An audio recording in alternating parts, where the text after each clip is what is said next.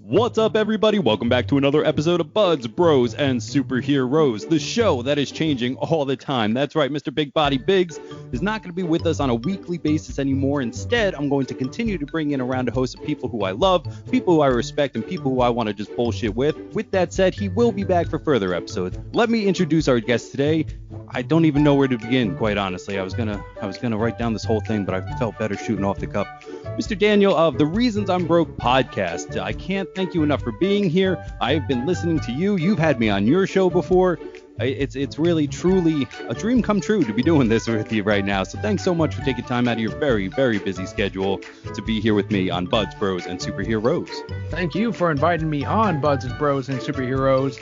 You and I have been working together a lot recently. It feels like the start of something as we go through not just you appearing on my podcast, but also me showing up on this one. And honestly, it's really nice to be able to support people that have supported me for many years. So I really do appreciate it, Nick, and the privilege is absolutely mine.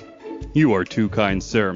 Anybody who listening who hasn't been here before, let me give you a quick rundown of what we're going to do. Buds, Bros, and Superheroes is the name of the show, but it's also the three sections in which we'll talk about. So if you're a traveler of the green, you will be excited for our Buds part. Bros part is going to be really just us hanging out. Like we said, we've been working together for a little bit, but it's always been on a podcast where there was, not as much hangout time of just like, I didn't know that about you and you didn't know this about me. Hopefully we'll get some of that stuff covered. And then finally in the Superheroes, I felt like talking about Constantine. I had really had it on my mind. So we're going to talk about specifically the movie, but we are going to probably dive into a little bit of Matt Ryan and the TV show and different stuff like that. It's going to be a hoot, guys. So thank you so much if it's your first time here. If you're returning, thank you back so very much as well. Before we really get into it proper, I always say I got to whore ourselves. If you're listening on YouTube, if you could do the bell and the subscribe, all those things. If you're on a podcatcher, thanks for listening to us. The last thing I can really hope for is somebody could just spread it word of mouth. If you got a friend who likes Buds, Bros, or Superheroes, fuck, you got a show for them, guys. With that started, let's head right into the Buds part. It's going to be a smaller part today because you yourself, sir, are not a traveler of the green. No, not at all. I mean, the Swamp Thing green, yeah. When you think of when you're talking about the green, that's immediately what I go to Scott Snyder's comic book. So that's exactly where my brain is.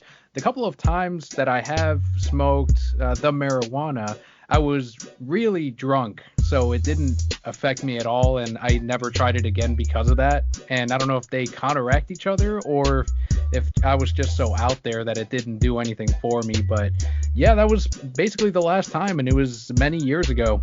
I love your Swamp Thing reference, though, because that's what every time I say a traveler of the green, I do hear like the deep Swamp Thing of you are kind to the green. So that was really funny. A great way to start this. I did want to shout out Harvest, some of the best people working in there, and something I kind of teased last episode, but I know for concrete fact now is called Small Buds Monday.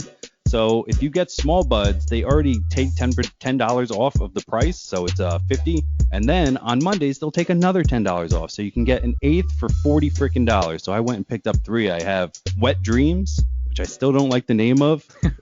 It's just gross, because especially one of the big part about smoking is the taste. So when you say to somebody, how's that taste? And you're like, oh man, these Wet Dreams taste good. You're like, maybe not Very the correct salty sentence. Yeah.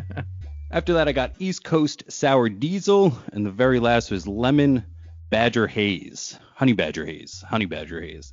So like I said, that was really good. This is not an ad or anything like that. I just fucking love Harvest so much. I love that deal. The next one I think I'm going to do is disposables. They had something crazy, like $20 for a disposable or something like that. It was insane how good the prices were. Like I said, not an ad. I just fucking love those guys. And another huge shout out to all the bud tenders. We got a few that are fans of the show, so that's fucking awesome. Shout out to them, yeah. Just because you're not a traveler of the green, though, doesn't mean that you can't get into some deep stoner or shower thoughts, though. Am I correct in that? That's right. Shower thoughts, exactly. And I always enjoy hearing these. Last week you had your guest on, and that was another one where I was telling you on Instagram, my mind was blown by some of these where they're things you don't think about, but they're all true. Yeah. So the first one that I have on my list to talk about is, have you ever noticed, Daniel, that being up for something means the same thing as being down for something? Yeah, I'm down to record this. I don't know where it confuses me. I'm always at a stalemate with these because they're both true. There's no right or wrong. I tend to use "Are you still up for this?" It just sounds more positive than it sounds more inviting, but I've used down too. They're exactly the same. Which one do you use more often? It's funny that you say that because as you put it in that context, I feel like I would use up as like, a positive connotation. Like, hey, you still up to go to the amusement park? Whereas where I feel like I do down for like, hey, you still down to take me at the airport at 4 a.m.? One's more fun, one's not. Yeah, Right? so there's a time and a place for it. You figured it Next, out. next up here, this one actually truly blew my mind because the more I look at it, the more it does. The word bed looks like a bed. Because if you look at it, the beginning of the B can be either the foot or the headrest, and then the end of the D, again, is either the foot or the headrest, and right in between is a nice little E for you to lay on in the bed. Is that the first, not emoji, but you know how we used to do text art back in the 90s? I'm curious if that's the first one of those. I mean, how many other words actually look like the image other than bed without using all the special characters? It's just straight up the word. I hadn't thought about that in quite a while. Yeah, what was life before pre-emojis, and you had to go and create your own things? You had Homer Simpson, you had the different smileys, but with bed, you didn't have to do a thing. I can't, it's got to be the first one, at least in the English language. Really? Yeah, no, I would have to definitely get down with that. That is actually a fact now. Daniel, have you ever thought of the fact that right now you are both the oldest you've ever been and the youngest you will ever be again?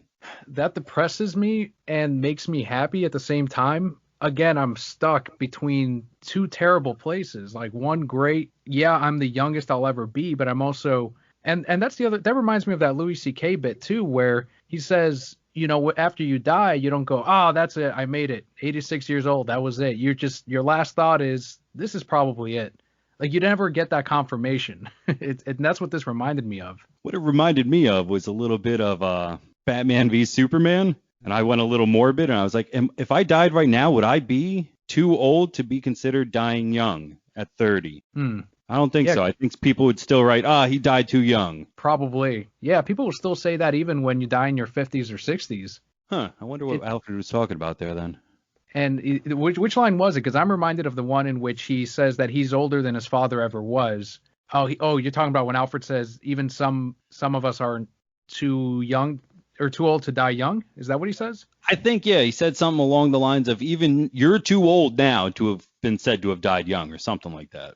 And not for a lack of trying. That's what he says. That's Yeah, right. yeah. Oh, man. I was just about to get so ahead of myself with like, hey, guys, we're going to talk about the Snyder Cut, but we'll save that Almost till the there. very Almost end. there.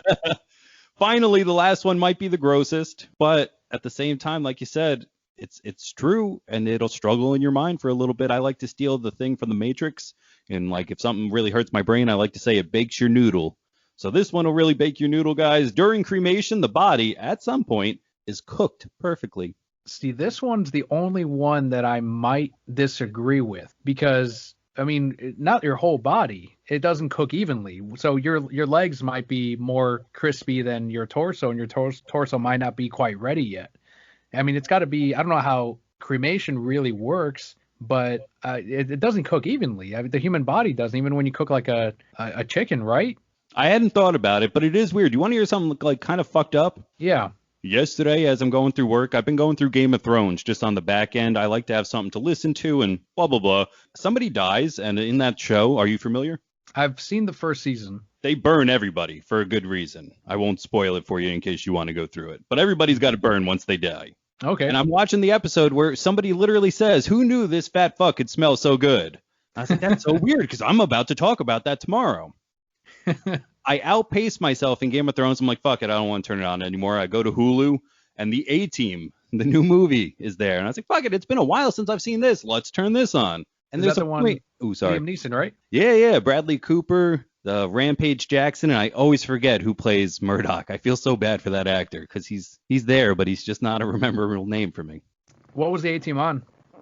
Hulu. It was just on Hulu. It was one of their new ones. But there's a point where they're going to cremate him, and I was like, this is fucked up. And that made you think of this weird fact. I mean, what do you think? Can you be perfectly cooked at any point? If we go Game of Thrones style and it's a giant pyre, it could be. Yeah. I don't know. Like different things have got to cook at different times. So like you said, maybe a crunchy leg does mean that it's perfect. Maybe that's true.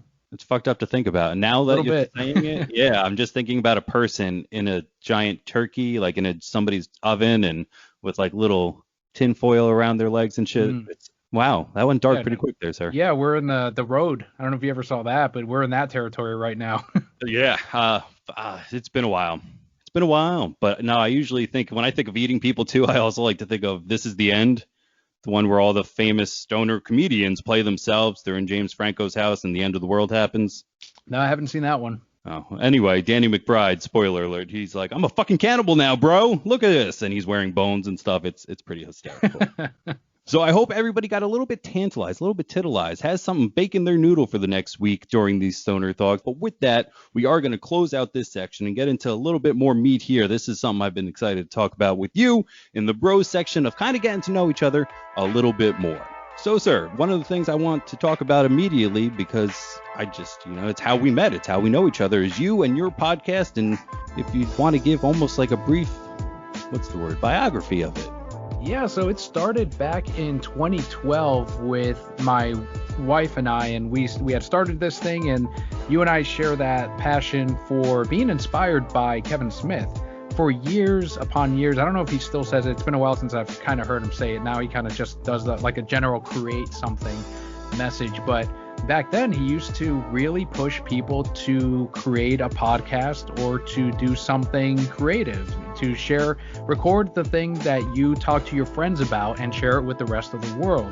And after so many weeks of hearing him say it, I decided to do what started as a YouTube and podcast show. So I would have a video portion to it and then the audio only that would go up on Apple Podcasts, or at the time they called it iTunes. And from there, it evolved into what it is now of The Reasons I'm Broke. So that's comics, movies, TV, video games, and more. Especially recently, it's been a lot of DC Comics talk. You had mentioned the Snyder Cut. We're trying to restore the Snyderverse, and that's been the flag for several years. Recently, Kelly, after almost a decade of being on the other side of the mic, and even she's admitted initially, like, I thought we were just going to do this for a few months and then he'd move on to something else or he'd find, but we just kept doing it for years. And over the years we did meet amazing people like yourself who we've then grown to know a lot better, work with, become friends with, and gotten to know. And I think without people like you and the rest of the Brocat Core, I wouldn't have continued to do it since 2012. Doing this, as you know, is not about the numbers. It's about enjoying it, having fun, and getting that feedback and that communication with the people on the other side. So as of recently, it has turned into, myself still co-hosting the show, but then having someone else on the rotating end. And thankfully, I've been fortunate enough to have people on the show that also enjoy doing this.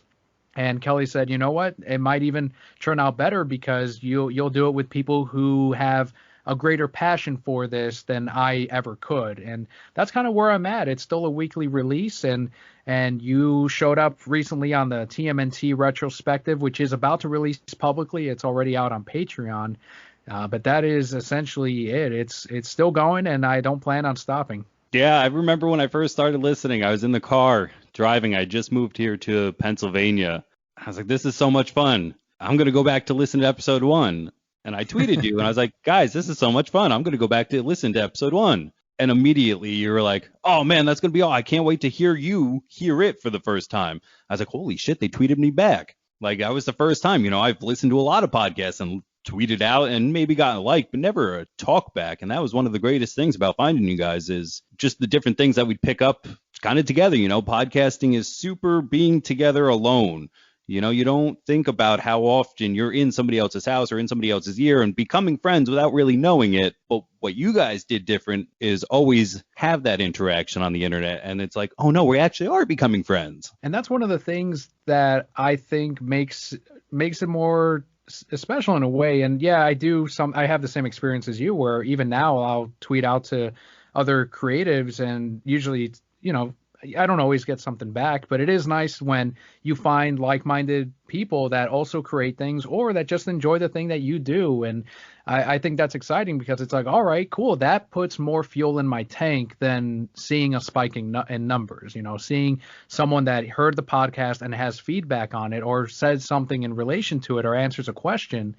That right there fires me up, and that'll go a long way. And I'm sure you share that same sentiment. Oh yeah, recently I just put something together for the Instagram where it was like if you could smoke in one of these places, and they're all fictional places, and somebody responded and I didn't know who they were, it wasn't like my mom or my friend or my cousin, it was literally somebody I don't know, and I was like, holy shit, like I felt like the Ghostbuster lady, like we got one, like even for a fucking second, this person saw it, thought of like, they wanted to interact. And I was talking about this with my mother actually the other day of just like how great the internet is for that. Back in the day, I don't want to age myself or sound like I'm too old, but sometimes if at school you didn't know somebody else who liked fucking Spider-Man, you weren't talking about Spider-Man that week. You know what I mean? So to have the internet out there and like type in Spider-Man chat room and just be like, hey, do you like Spider-Man? Like, yes, I do. Listen to this and we can talk and blah, blah, blah. It's fantastic. The internet can be quite creepy and scary, but it can also be kind of beautiful in bringing people together. And I find especially nerddom to really have a stake in that internet claim. Absolutely. And I think we are very lucky to be existing in this time period because who knows in 20 years if we'll be able to freely record something and then put it out on the internet like this.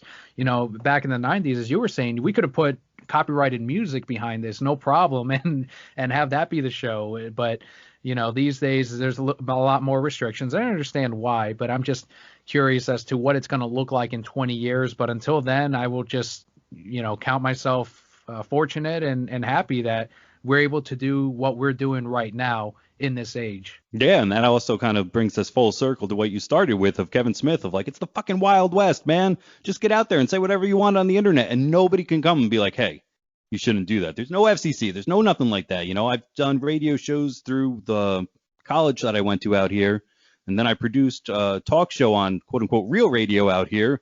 And sometimes I'd be like, don't you just wish you could say whatever you want? And he goes, yeah, but no, can't do that. So why don't you start a podcast? And he goes, because I work here and I can't, like, I'd be from this place, if I say something, all of a sudden everybody's going to think WKI whatever is going to say that, oh, this guy said this and now he can't. And just to not have to deal with any of that, like you said, just get on this mic and just rip. It's perfect. That's one of the things that there is that cancel culture that could happen. Even recently, it's been a concern with, and I'm not sure if you work where you handle a lot of customers or a lot of, where you're interacting with your clientele. But for me, that could easily be something that if they really wanted to, they can find this podcast and say he was on a podcast about marijuana and he works at this comic shop and therefore I am no longer going to be supporting this. Hey, at Marvel, hey, at DC, all of that could still happen. Cancel culture is still very real, but it's kind of the risk that we all take by doing this. And I don't think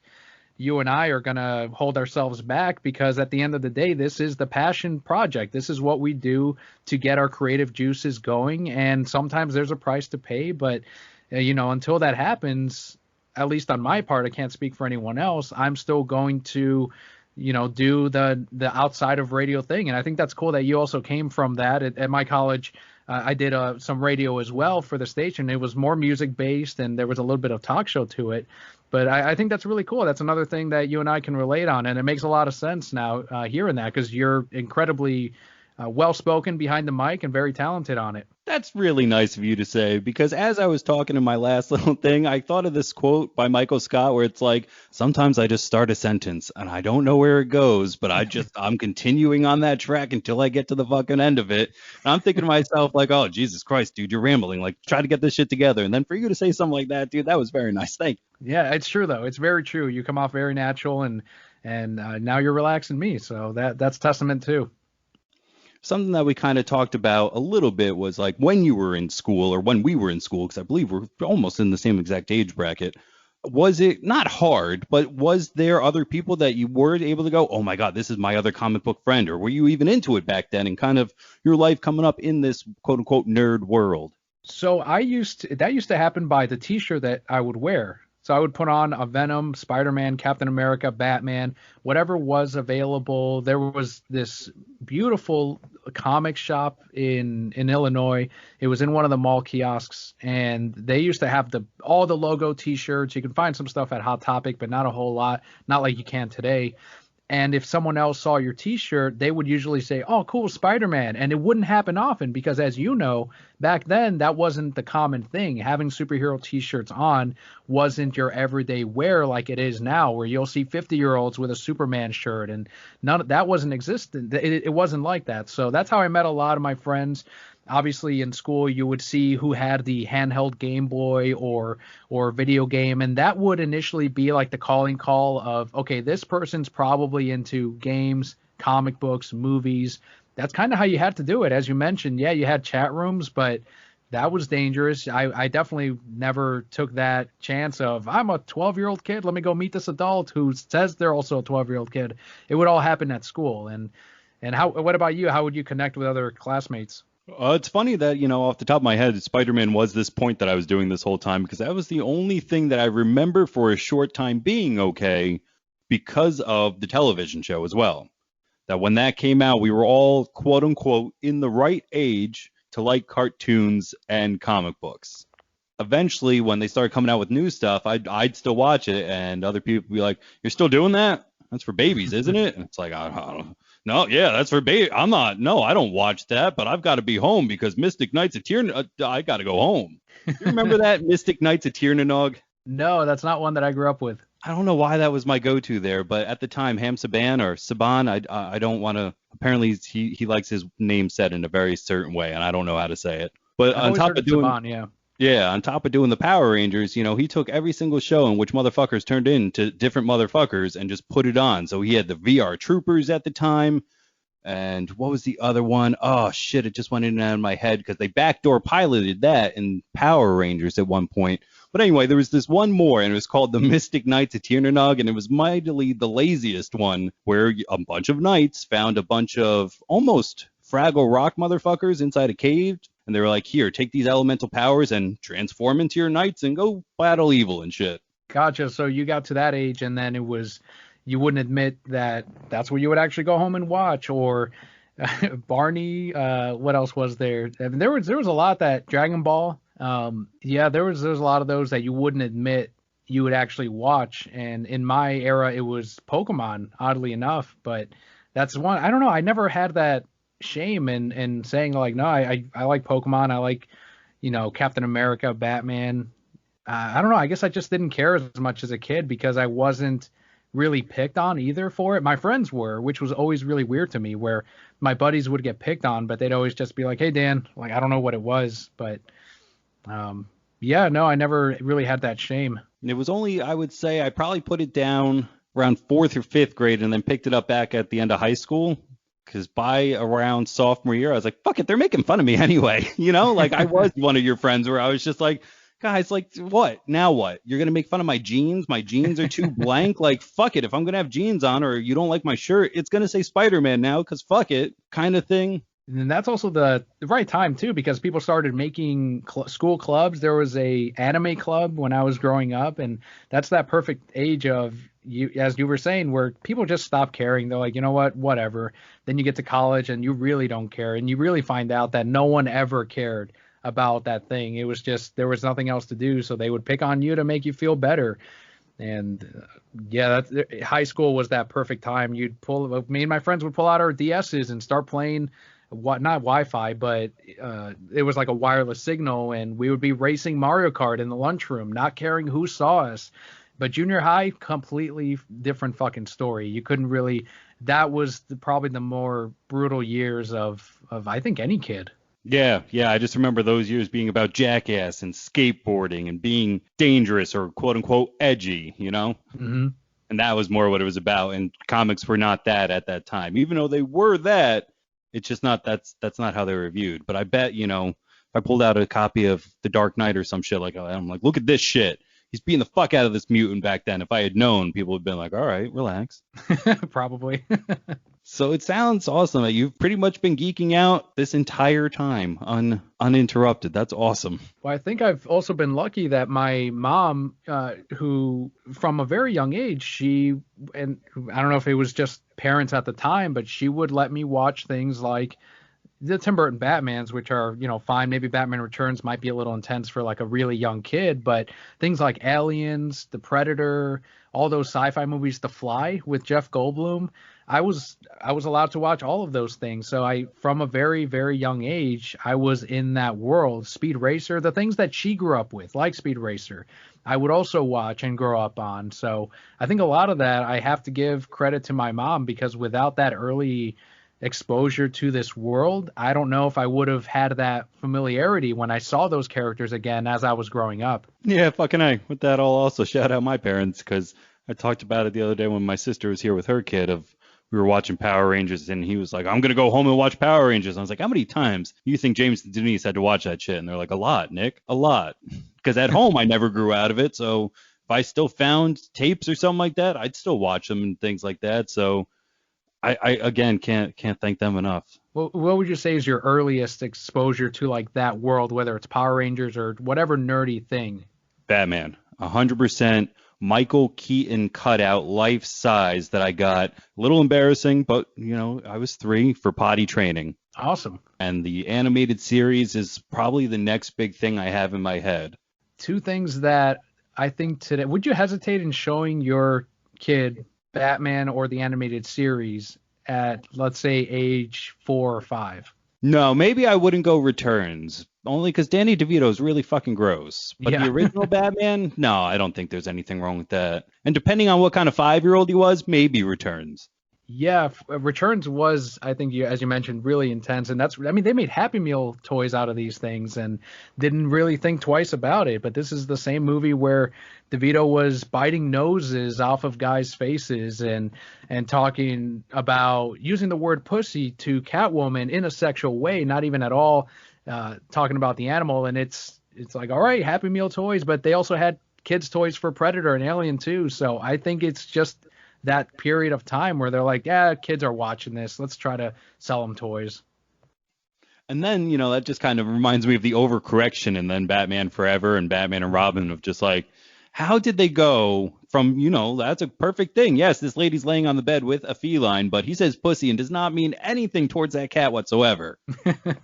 And just biting the heads off shit and off people. And, it opens up with fucking Pee Wee Herman dumping his kid into the river of just like, fuck it.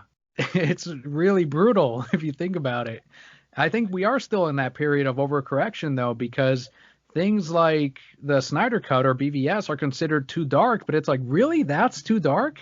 Like, go back and watch Batman Returns. Even just Batman Returns is darker than BVS. Yeah, Superman shouldn't kill Zod. And it's like, don't you remember what happened in the first one in the 70s? Like, what? You think he just fell and fucked off? No, he fell to his fucking death. Like, he's dead, too, as well. That's what you have to, yeah. Gosh. That's right.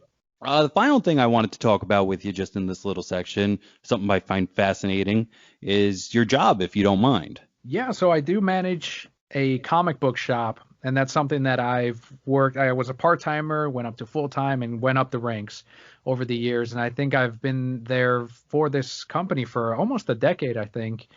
It's been more challenging now that I manage it and do the ordering and the numbers, because before that period, it was about, okay, let me find the comics in the back room that I can try to price up, make some money on, fill the bins, pretty much maintain the store. But now I'm ordering the books, I'm using the owner's money. And so it's a lot more stressful, because now I have to think about, okay, how many variants do I order? How many main covers? Am I going to sell this statue of Emma Frost ever? Or will people care about Baby Yoda in a year when this statue releases and I have to order it now? So it's kind of, the glamour has changed, because I now view things from a whole different perspective.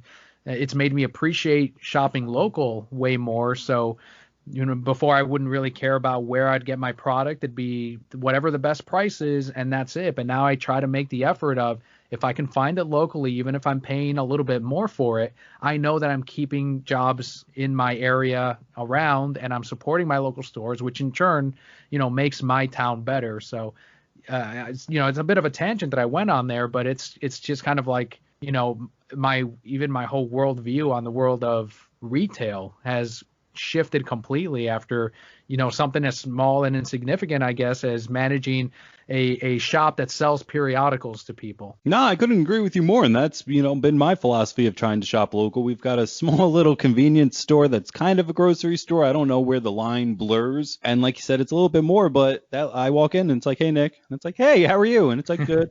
What do you need? And I'm like, I'm going to go get it. Don't worry. And they're like, okay. And then, all right, see you next week and shit like that. Or we just redid a small porch kind of area into a bathroom.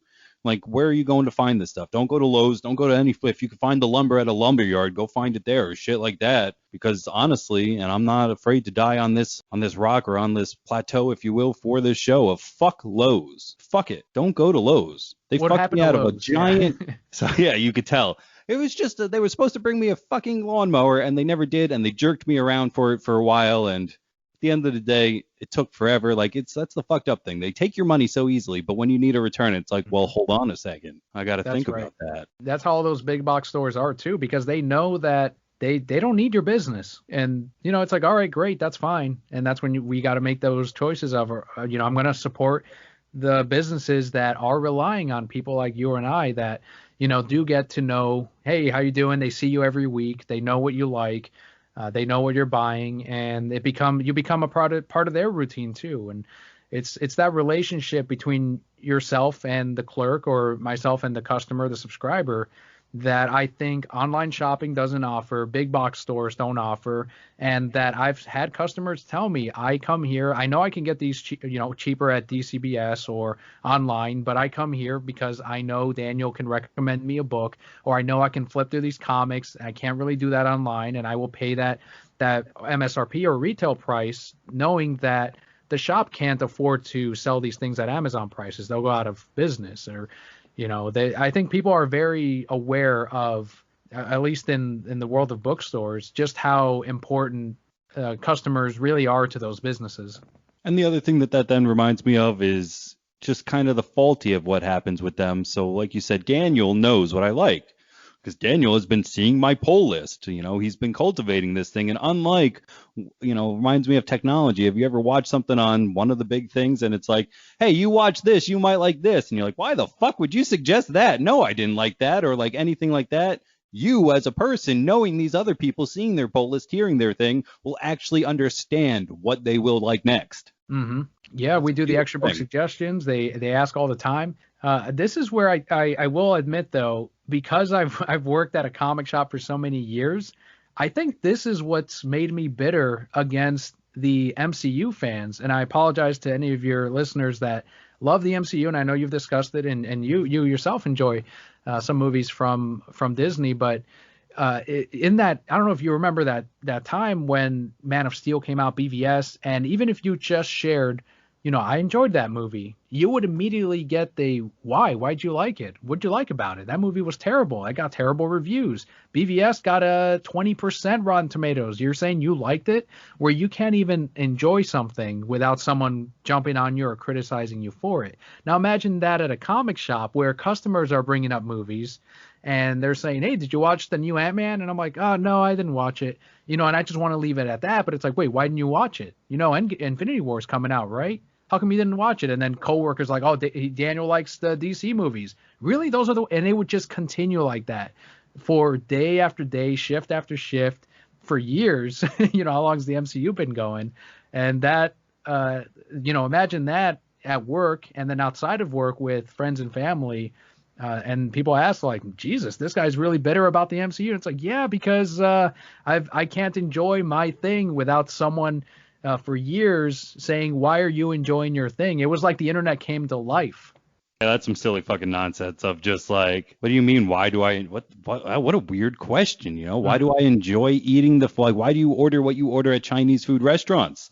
You like lo mein? What do you, everybody knows you get the Mushu port, you fucking idiot. And it's like, no, I can eat whatever the fuck, I can enjoy whatever the fuck I want. So that kind of shit, yeah, I could see that getting under your skin. And the other thing I wanted to ask about is, can you base sales off of what new shows or movies are coming out?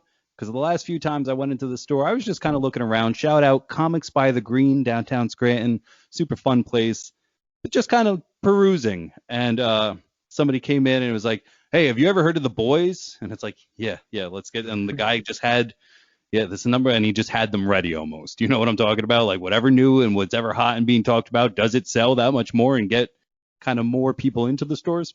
The streaming shows do, like The Boys, like more recent Umbrella Academy was incredible when they added Avatar: The Last Airbender onto Netflix last year. That got a revival. I couldn't sell Avatar graphic novels 2 years ago, but as soon as it went on Netflix, like this new generation of kids got into it, and then they wanted to get the comics and the graphic novels. So it does work out in that way, but it doesn't work in the single issue department. So for example, some people would say, oh, so, and I would get this all the time, like, you're probably selling a ton of Marvel when Endgame came out. You're probably selling a ton of Marvel comics now. And it's like, no, not, I'm selling a lot of Pops, and I'm selling the Infinity War graphic novel, but that's really it. It doesn't translate to longtime readers. And that's okay. You know, what a sale is a sale and it doesn't matter. But this idea that people for some reason have that if the movies are doing incredibly well, they're hitting $1 billion, then comic shops must also be. And it's like, no, I wish if we would get 1% of that, you know, we'd be all set. But it unfortunately doesn't work out that way. But I am very happy about the streaming shows. I'm happy when the shows do well, because those are the ones that lead to, I'm going to pick up volume 1. The Old Guard, when that hit Netflix, same thing. All right, and then they're back for volumes 2 through 7, 2 through 8. They're in, even though it's different than the show, because they want to see the differences. They now like the comic. The comic was a success for a reason, because it's good, and from there they made the show, and so on. So, yeah, if we're talking shows, absolutely. Movies, not so much. I do love that Umbrella Academy, both on page and on screen. I enjoyed everything that's out right now with that title on it. I've really fucking enjoyed. Have you gotten into any other comics because of any shows you've seen? The Boys, yeah, that was one I really, quite frankly, had not heard of whatsoever. I haven't seen or read the comic, but I hear that they're very different as far as content. Like the comic is even more, I don't know if you want to call it R-rated, but adult than even the show. Oh yeah, I would 100% back that up. It's kind of like, did you read Kick-Ass? No, but I understand that the comic is also way more brutal than the movies. There's a scene, and spoilers to you, do you mind? No. So there's a scene in the movie in which they tried to, it's like in the book, sorry, I'm so flabbergasted. In the book, they gang rape a girl. Boom, Okay. Broad Street. In the movie, he goes to try to rape her, but he can't get a hard on, and they make kind of a joke, oh, I guess evil Dick is a little limp, and he's like, oh, we should hurt her, and then it cuts. So I would say it's kind of the same of that, where like in the book, it's like, oh, she for sure got fucking gang raped and left there to die. Where in the book, like the horrible idea of rape is brought up, but it's not even you know what I'm trying to say here in terms of, yeah, both of them are really fucking crude to talk about, but one really takes it to a goddamn different level. Gotcha. Okay. Yeah, I figured the comic is more free to do anything really, because we don't really comics get incredibly insane. You go through the previous catalog and you'll see some like super gory comics. There's really no line when it comes to those. So I was just curious about that, because I had heard that The Boys comic, someone read it and they're like, oh, this is way heavier than the show I watched. Yeah, if you've got like a teen or something and you're like, oh, he likes that show. Yeah, I know it's a little crass, but he likes that show. I guess I'll buy him this book. No. Pump the brakes on that one. That's a nice thought, but look through it first and double decide, because I would say it's an R versus X rating, or an R versus NC-17. Maybe not an X where it should be illegal, but you should probably be 17 to be looking at this shit, at least. That's what I would tell the Walking Dead readers, because kids and teenagers would be watching the show on AMC along with their parents, and then they would come in and try to pick up the graphic novel, and I tell them, look, just a heads up, the comic is way worse than the show. And they're like, oh, no, well, they watch the show, it's fine. I'm like, no, the show is like PG. It's like rated G compared to the comics. You don't just like even though it's in black and white, it's still very graphic. Please flip through it first. Yeah, that was a boat I never got on board on in print or screen. So that's another good example of, yeah, what I'll bring up to people just in case, because a lot of people love that shit. It's still going. It's not at the level that it was, but I was kind of surprised that when they did the reprints recently of Walking Dead Deluxe, they're reprinting all the issues from issue 1, but now in color. And I ordered heavy on it because I'm like, these guys are going to be in. These Walking Dead collectors are going to come back and they're going to read these. And even the ones that I would talk to would say, no, Daniel, they're not going to get me to buy these issues again. And I'm like, you watch, you're going to subscribe to this.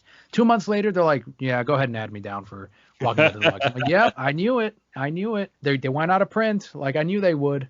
That's fucking hysterical. Yeah, and that's again full circle as we kind of close on out into this bro section of why you should shop local, guys. Your people, you're going to get to know them. They're going to get to know you. They'll know what you like, and then they can start exposing you to different things and start ordering you stuff before you even know you want it. That's beautiful. That's right. That's the way to do it. So again, shop local, guys. That's how we're going to end this bro section. But with that, we get to open up the superhero section. And that's really, if you haven't told by the bro section, we both really like superheroes. So we're going to go deep diving into Constantine right now. I feel like right off the bat, we should really make the distinction that this is only semi-Constantine movie, mostly in name. Yeah. It came out during that period where you, as a movie studio, weren't really safe to go all in on, we're just going to translate the page over to screen. They were still in that era of like, well, we still got to make it, appeal to the general audience. People like Keanu Reeves. Let's not make him do an English accent like in the comics. Or the X-Men, for example, they were wearing black leather. They wouldn't have them in bright colors. I think it was a product of that. For sure, because that had just almost came out not too long before that. By that, I mean, The Matrix. So Keanu Reeves at the time was just selling stuff off of being Keanu Reeves' action star. So anybody who's not too familiar, Constantine himself, John Constantine, is A, a blonde, B, from the other side of the fucking pond, and C, does wear a trench coat, but it's tan, and then he wears a white shirt and a motherfucking red tie. So if you are listening to this and you're like, yeah, of course he does. I've never seen this Constantine movie, though. That's because it's only Constantine in name, just a little bit. Not even making him look like Sting from the music star who he was based on. You just described the exact character. Did you ever see the promo that Sting did for the TV show about 4 years back in which he dressed up as Constantine? So it was literally like, that's the most accurate Constantine we'll ever see, is 60-year-old Sting putting on a trench coat. I had just found that out, and it was on my list of did you know facts to talk about. So that's awesome that you got us there already, man. Like, I had no idea that he was originally based off Sting.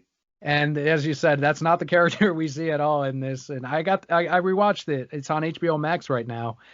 I used to like this movie a lot. When it came out, I worked at the movie theater and I collected the poster when those would come down. And I'm like, oh, can I get the Constantine one? And I watched it a few times in the theaters. I bought the DVD when that released. And even now rewatching it, I'm like, yeah, it was fine. It's not Constantine, but it's not a terrible movie. No, it's as if somebody tried to draw Constantine from memory without using reference. So you kind of see what they were going for, or like a knockoff brand or something like that, where you're like, I kind of see what you wanted to do, but let me copy your homework, but just don't take too much that it looks the same. What blew me away is how much incredible talent is in the movie. Rachel Weisz just is an incredible actor, and she's in my favorite movie of all time, The Fountain. And here, too, she's given it her all. And you have Tilda Swinton, I think is her name, and she's doing an amazing job. It's just amazing to me how expensive this movie looked. And I don't know if these actors weren't, as sought after back then, but you look at this movie now and you're like, holy shit, there's a lot of talent behind this, even in the way that they filmed the movie. And it's a director that's primarily known for music videos, but you're seeing this and you're like, this is still there's scenes that still stay with me to this day, just from how memorable they were and how they were set. And as you mentioned, though, Keanu, to me at least on this rewatch, was the least memorable part of the movie. And it's unfortunate because he's also a tremendous actor, but I don't really know what he was going for in his take of the character. Well, definitely kind of to touch back on what you said about the accent, and I started to ask, have you ever seen Bram Stoker's Dracula, where he has to do an English accent? As a kid, yes. Yeah. If you rewatch that now, you will understand 110% why they're like, yeah, don't fucking do that. Don't fucking do that at all. You're going to be American in this one. Still haven't learned how to do the accent? All right, yeah, we're not going to. No. You're fucking, again, you're Neo. That's all we need, Neo. You just get on screen and we'll figure the rest out, Neo. Here's a cross gun and we'll figure this out. And he really was Neo, though. Like, he's whispering, he's...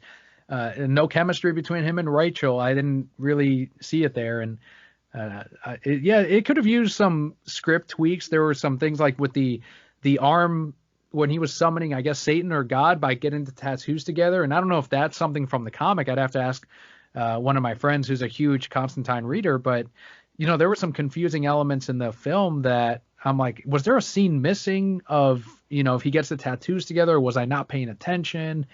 No, there's some odd story beats in the movie. Well, maybe something that can help clear you up, that cleared me up a little bit, is like, why isn't he going after Rachel Weisz? Like there's 3 times he just shuts this bitch down. And I get it, you're brooding and stuff like that, but she still is a very attractive woman. You don't want to see what she's got to say at all. There's no part in your man brain that's just like, what's going on? And it may be to the fact that the original was shot in intent to have his girlfriend Ellie be in the movie. Oh, I didn't know that. No. So if you remember at the very end, once they get the cross into the sprinkler system and then he sets that shit off, there's a lady who specifically says holy water as it starts to deteriorate her face. Her name is Michelle Monaghan. Apparently she's like some sort of famous actress. I don't know what she's from, but she was like at the nightclub when he first goes to meet Papa Midnight. Like she was in a few different places set up to be the comic book character of his love interest. But at the end of the day, the director was like, fuck it, I think he's better as a loner, and pretty much wiped her the fuck out of the movie. Okay, so somewhere there are scenes that have them both set up as a couple that they just ended up cutting out of the film, is what you're saying, even after the script was finished. Oh, hardcore, yeah. Scenes that were shot and just cut out of the final thing just to make it less. And I think her only line in it is holy water, ? Like at the very end. And there was apparently a lot more, and no, she did not make it. I wonder if that would explain too why Shia LaBeouf's character just goes missing for like halfway through the movie. He's just gone and doesn't show up again until the end. So I wonder if a lot of those scenes involved, that character that just had to be cut out of the film. Yeah, he just disappears. Like you said, that was the perfect way of saying it, because there's 2 people, like there's 2 storylines between that and the other guy who finds the Spear of Destiny. I think his name's Manuel, but I don't know if it's actually that. But he finds that shit at the beginning, and then we don't see him for forever. When I was watching it with my wife, she's like, wait, what's going on with this? Because she had missed the very beginning. I was like, oh, yeah, it's been 40 minutes, and we haven't seen this motherfucker doing anything. That's kind of crazy. And I feel like Shia LaBeouf at the same time, it's like, hey, I'm here. And they're like, yeah, we'll call you. Don't worry. Just go sit down. He was basically the limo driver from Die Hard. Shows up at the beginning, shows up at the end. Perfect. What a perfect fucking analogy. That was awesome. And like you were talking about with cast, yeah, Shia LaBeouf just showing up in there. And then the next guy I wanted to talk about, Midnight himself. And I fuck his name so hard. Djimon Hounsou. Yeah, I'll leave that one to you. I know he's in Guardians. He was in Shazam. Yes, and he was a little bit in Aquaman. Who was he? Was he one of the Royal Guards? He was one of the other kings. The Fish King, the one who was actually like a fish-looking motherfucker. Oh, okay. He was that guy. He must be wrapped up in Warner Brothers contracts. Like he owes them like 20 film appearances. Yeah, I mean, in my head, I don't know if it's not until the second was it he owes them, or was it just like, yeah, I'll keep coming down. If all of Hollywood just knows that Djimon Hounsou's just waiting around, just like, yeah, I'll come down, I'll hang out for a day, whatever. Right, he's that perfect go-to guy. I first fell in love with him, if you will, Never Back Down. Have you ever seen that kind of piece of shit movie? No. It's kind of a piece of shit, but at the time in my life, it just made sense. It's about MMA. It doesn't matter, but I first saw him in that, and he's got the line, and, of course, the Family Guy likes to make fun of, where they say the line of the name of the movie, and he's like, never quit, never back down. And I'm just like, yeah, you tell him. He said it. He said the thing. Yep. Every time that comes on, I have to yell at the screen, he did it. So just a little bit of backstory, because I don't think I brought it up. And it's funny that we mentioned Swamp Thing earlier, because it was in Swamp Thing number 37 in June 1985, where we first got him, created by Alan Moore, Rick Veitch, Steve Bissette, and John Totleben. If I fucked those guys' names up, I probably did. The great Alan Moore. Some say insane today, but you cannot argue with his body of work and the contributions that he's brought to not just comics, but you can just say literature straight up. I do believe he's a genius. There is that video of him where he turns on the light and he's like, hello, I'm Alan Moore and I'm a genius. And I'm like, yeah, you fucking are, dude. You really are a genius. No one's going to argue that. No one can argue that. Yeah, I'm usually the guy who's like, if you have to say it, it's probably not true. But with Alan Moore, it is 180 degrees of that. It's just like, thank you for reminding me, Alan Moore. Please continue talking. He could have just given us Watchmen alone and retired, never done another thing, and we'd still call him a genius. Yeah, but coming back for V for Vendetta, he also did. And then the Swamp Thing is, in my opinion, one of his greatest things that he's given to us. It's beautiful. Is that your favorite Alan Moore work?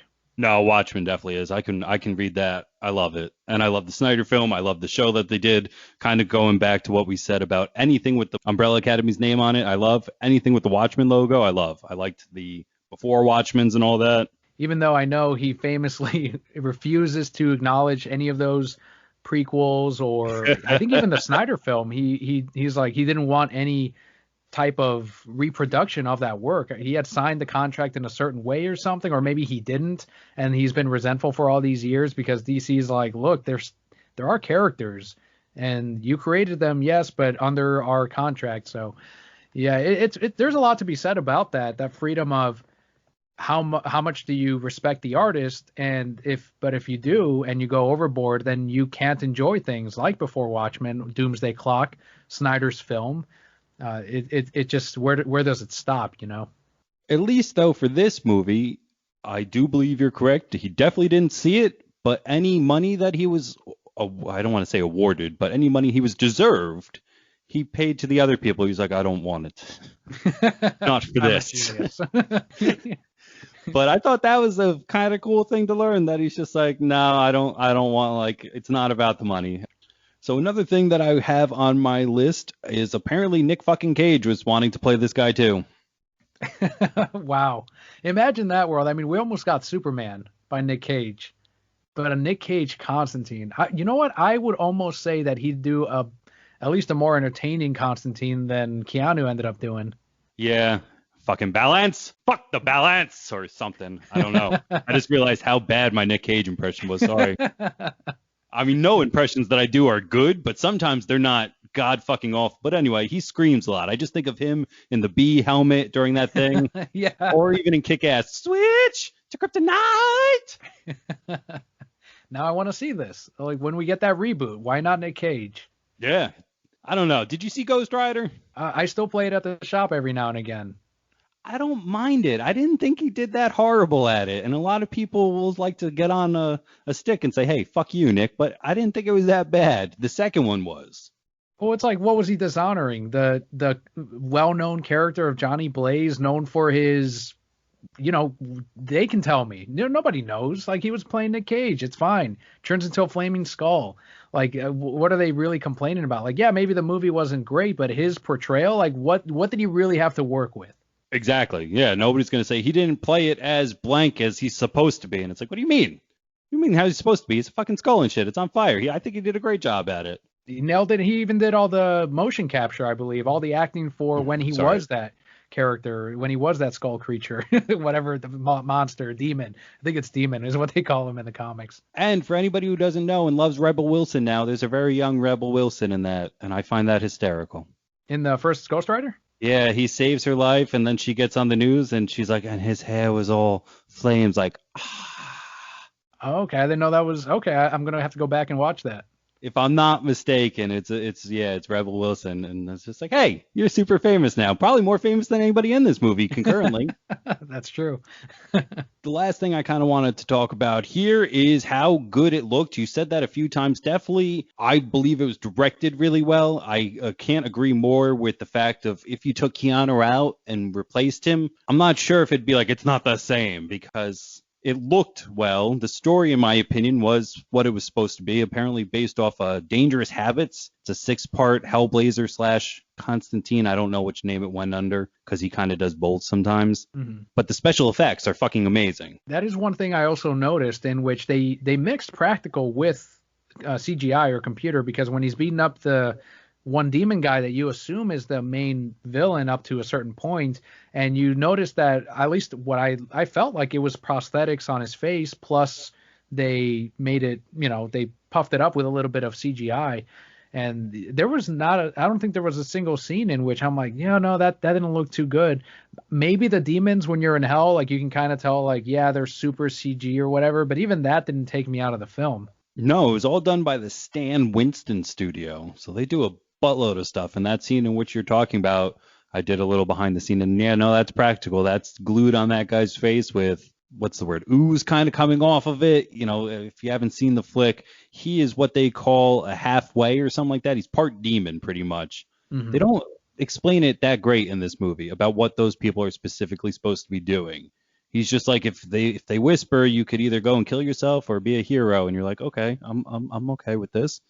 But he gets holy water splashed on him, which kind of ruins the facade of his fake skin, and you see the demon come out. His name is Balthazar, and that's all practical, and that is one of the best fucking makeups in the movie, if not taking the cake. Yeah, that is the one. You get the camera actually holds on him. You have conversations between the two characters, so you get to see the full makeup in action. And as he's getting punched back and forth, it holds up well. There's probably not another scene. You can't really count all of the demons that you see in the street when he pulls out the light that takes them all out, because it's all computerized. But I think it's more impressive when they do mix it up with practical effects. And to me, at least, and maybe it's because I grew up in that era where puppets and makeup were the thing, but that's more believable to my eyes. Yeah, it's actually what we talked about with the TMNT suits.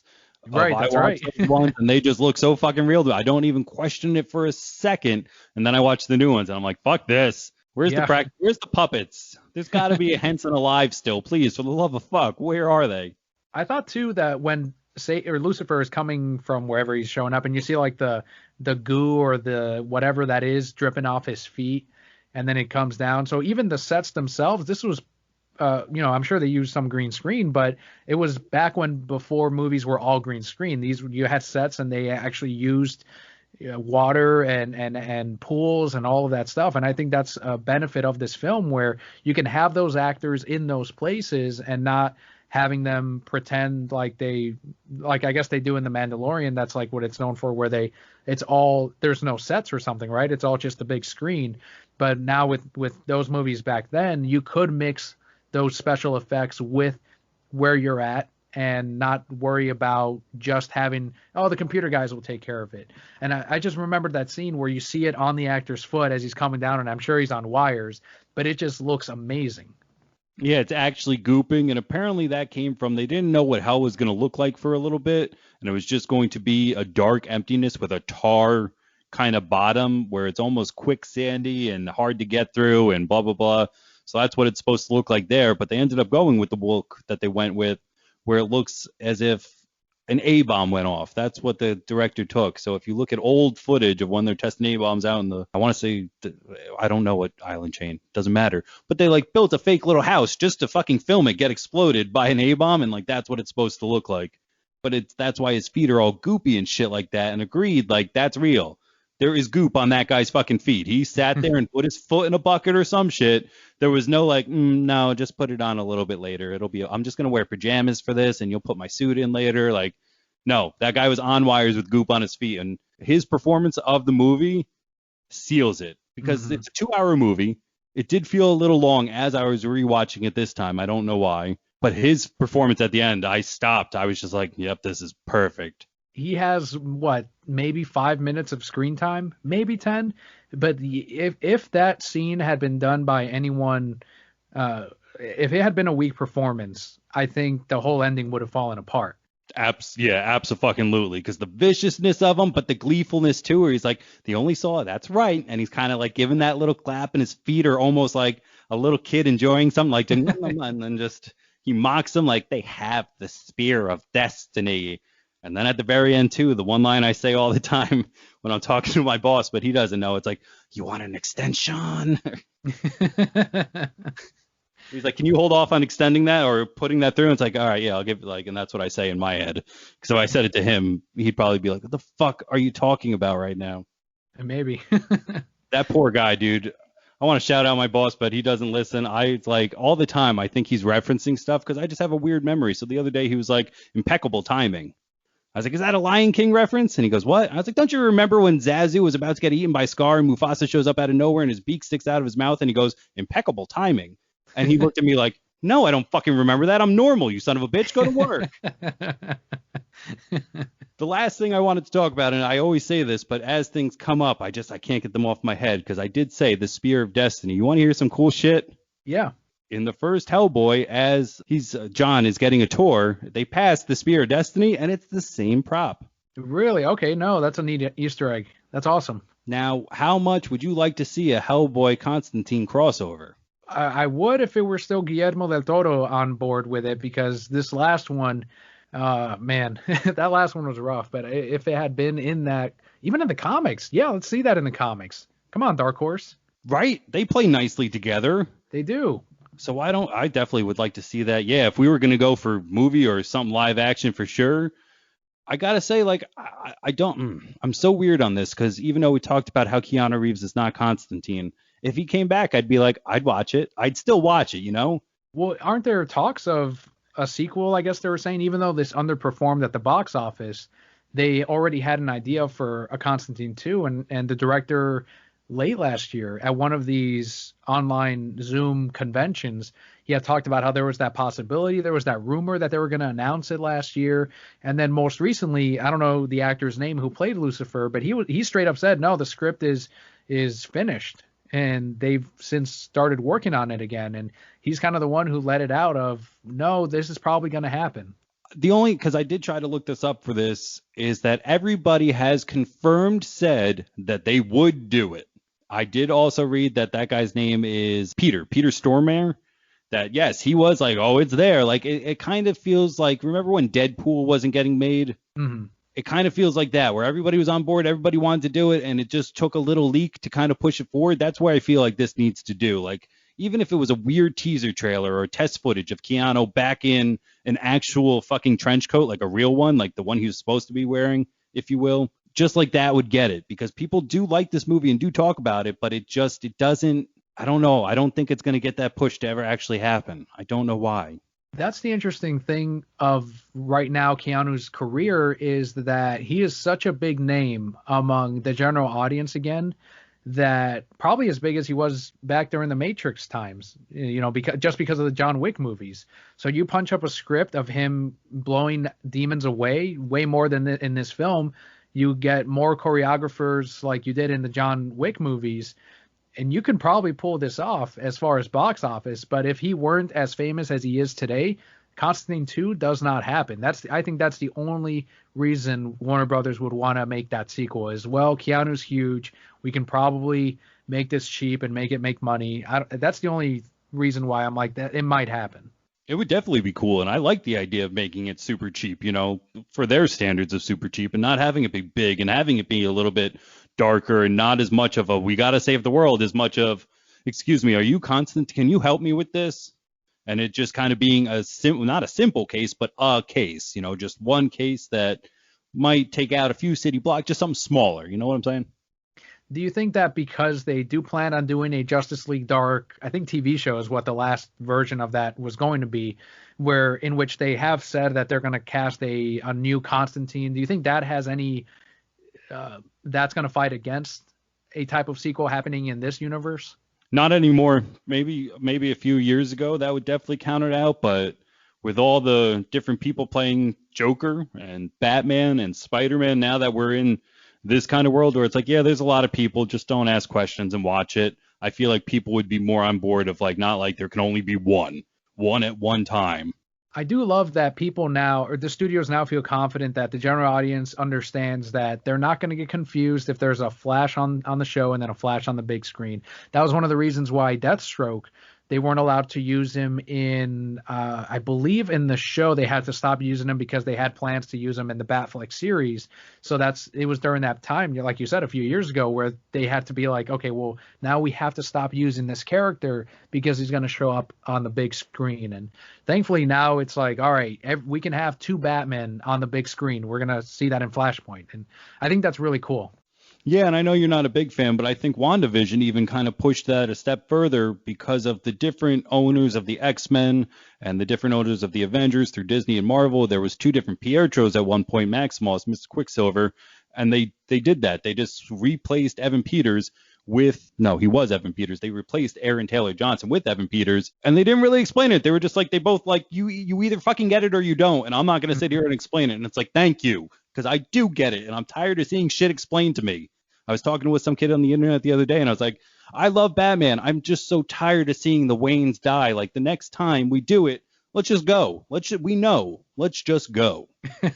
It sounds morbid, but I'll watch the Waynes die forever. Like, I'm like, let's see their interpretation of that. All right, cool. Let's see theirs. Like, I don't mind, me personally, but I get why people.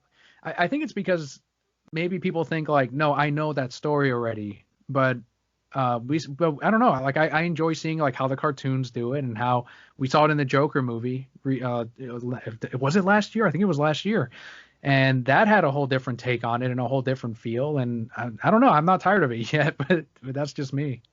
That's true, yeah, and that's something that the first Batman kind of gets shit for. Where, in my opinion, I'm like, I think it's kind of cool that Jack Napier killed his parents instead of Joe Kill, because that's unique to this universe.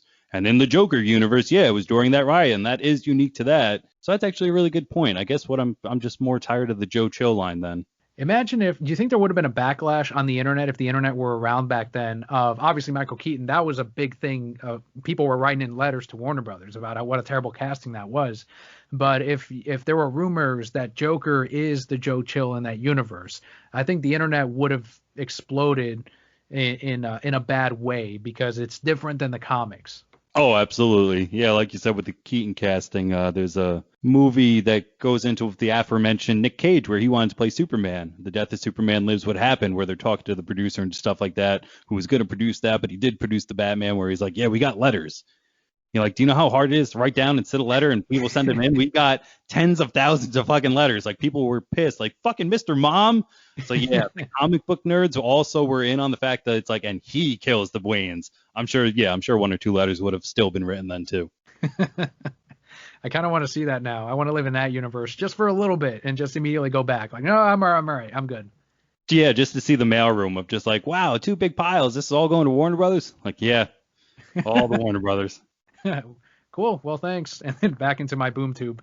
Yeah. To finish up the superheroes really quick, I want to go through a rating of this movie, how you liked it, just kind of overall. We're doing 1 through 10, right? Yeah. I usually, to be honest, we've been doing so far school rating, if you will. So that's like right. That's right. Plus or whatever, but it could be however you rate it. Yeah, I mean, I'm gonna go by this in I guess the same way that I do any movie that I watch, and I'll hold it to the standards of my favorite movie because, as I've said before, that's one of my problems, I guess, in watching movies, in that it's gonna sound incredibly pretentious, but when I took film classes, it ruined how I watched movies because this film teacher used to like force us to analyze films, and that's how I like, oh shit, like, I don't just watch these things. You think about them. It's one of those weird things that, I just picked up late, and like, because other people, they know, everyone else knows too, but that's when I realized that, like, so that's how I can't just enjoy a movie anymore. Like, it's really bizarre.